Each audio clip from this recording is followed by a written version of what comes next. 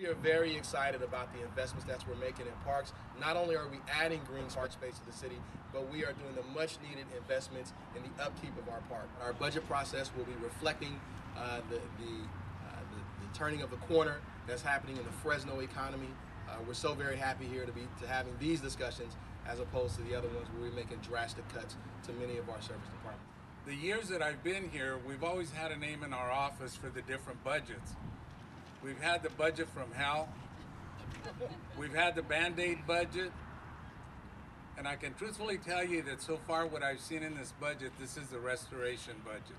It's restoring our services, it's restoring our basics back to not only our parks, but to our city. It's entertaining to hear that council members have their own names for budgets behind the scenes, because in fact the administration has subliminal messages that we put in every year's budget cover. So if you go back and look at the photos on each year's budget, I can tell you what the story is, why we picked that photo. There were definitely a few years where they were landscapes with very dark clouds over the city.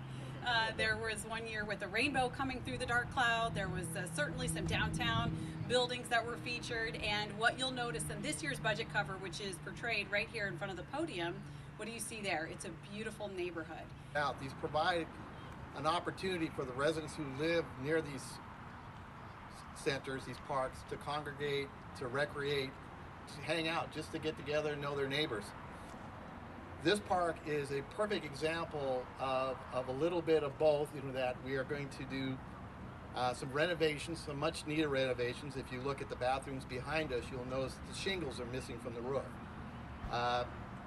So little things like renovating bathrooms may not be the sexiest thing that a city does, but if you're a mother or a father with children and you go into a park that doesn't feel safe or look safe, you tend not to want to bring your child back. And what we want to create and are committed to creating is an environment where people want to congregate, where they want to recreate together, where they want to meet their neighbors and get to know their neighbors. For the fiscal conservative part of me, I just want to acknowledge for the record, we're paying cash for this $5.8 million of investments, $1.4 million from a grant from the state for the Cultural Arts District Park, and the remaining dollars are special funds and parks capital and perhaps a little bit of general fund, I don't recall, CDBG, but we're paying cash for these improvements, which falls in line with our overall financial plan to make sure that we're a financially healthy city.